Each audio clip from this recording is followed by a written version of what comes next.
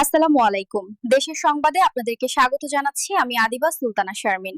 শুরুতেই জানিয়ে দিচ্ছি শিরোনামগুলো। হাতে ভোট গণনায় বিলম্বে রিটার্নিং অফিসারের ক্ষোভ, সহকর্মীর মৃত্যুর জন্য জাবি প্রশাসনকে দোষারোপ। জাকসুর ফল প্রকাশের আগ পর্যন্ত সিনেটে অবস্থানের ঘোষণা শিবিরের। ছাত্র সংসদ নির্বাচনের নামে প্রহসন দেখছেন বিএনপি নেতা ডক্টর জাহিদ। প্রশ্নবিদ্ধ ভোট আয়োজন থেকে বিরত থাকার আহ্বান, অন্যথায় স্বৈরাচার পুনর্বাসনের শঙ্কা। নির্বাচনকালীন সরকারের নিরপেক্ষতায় জোর বিএনপির। তফসিলের আগেই দুই ছাত্র উপদেষ্টার পদত্যাগ চান মির্জা ফখরুল। 15 ফেব্রুয়ারির মধ্যেই হবে ভোট, জানালেন প্রেস সচিব। দলগুলোর হাতে জুলাই সনদের চূড়ান্ত ভাষ্য, ঐক্য হওয়া বিষয়গুলো বাস্তবায়ন করবে অন্তর্বর্তী সরকার। তফসিল হিসেবে যুক্ত হবে সংবিধানে, প্রশ্ন তুলতে পারবে না স্বাক্ষরকারী দল। এবং মাসখানেকের অস্থিরতার পর স্বস্তি ফিরেছে সবজির বাজারে, সরবরাহ বাড়ায়, কেজিতে কমেছে 20 টাকা। কমতির দিকে চড়তে থাকা ইলিশের দাম। ঘণ্টা পেরিয়ে গেলেও শেষ হয়নি জাকসু নির্বাচনের ভোট গণনা। হাতে ভোট গণনায় বিলম্বের জন্য কেন্দ্র থেকে বেরিয়ে ক্ষোভ ছাড়লেন রিটার্নিং অফিসার সুলতান আক্তার। মেশিনের মাধ্যমে ভোট গণনার দাবি জানিয়ে ফল প্রকাশের আগ পর্যন্ত সিনেটের সামনে অবস্থানের ঘোষণা দিয়েছে ছাত্র শিবির মনোনীত প্যানেলের জিএস প্রার্থী। এদিকে নির্বাচন কমিশন বলছে চূড়ান্ত ফলাফল পেতে অপেক্ষা করতে হতে পারে গভীর রাত পর্যন্ত। এ অবস্থায় জরুরি সভা ডেকেছেন বিশ্ববিদ্যালয় উপাচার্য।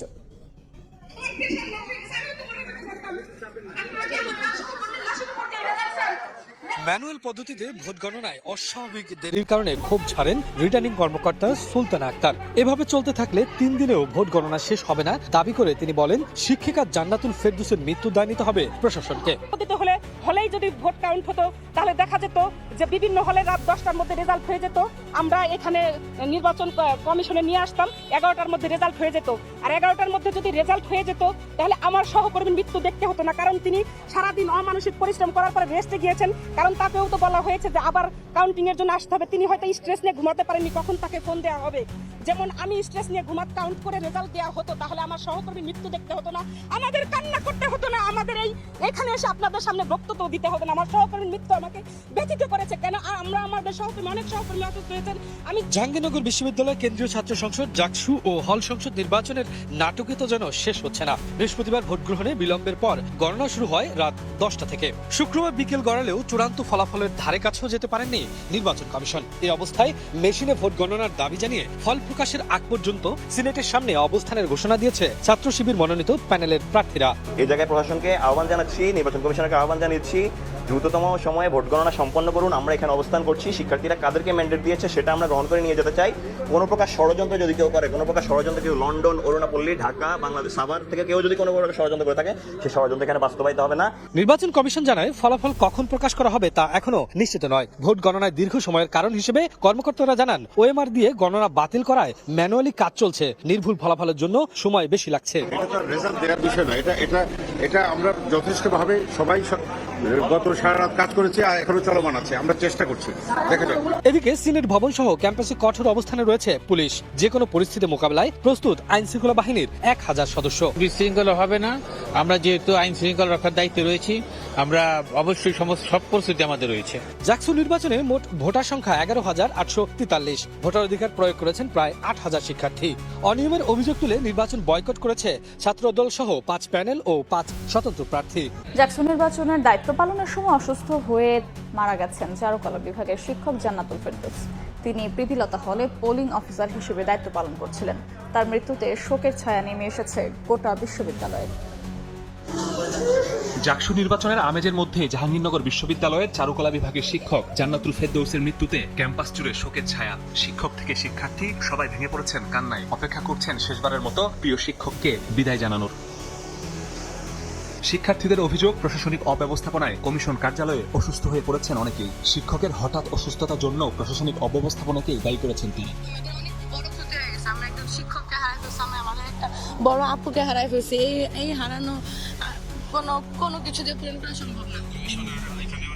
শিক্ষকদের অভিযোগ, প্রয়োজনীয় ব্যবস্থা না নিয়ে ভোট গণনায় ওএমআর পদ্ধতি বাতিল করেছে প্রশাসন, যার চাপ পড়েছে সংশ্লিষ্ট সবার উপর। আমরা কতটা চাপের মুখে বা স্ট্রেসের মধ্যে দিয়ে শিক্ষকদেরকে কাজ করতে হচ্ছে।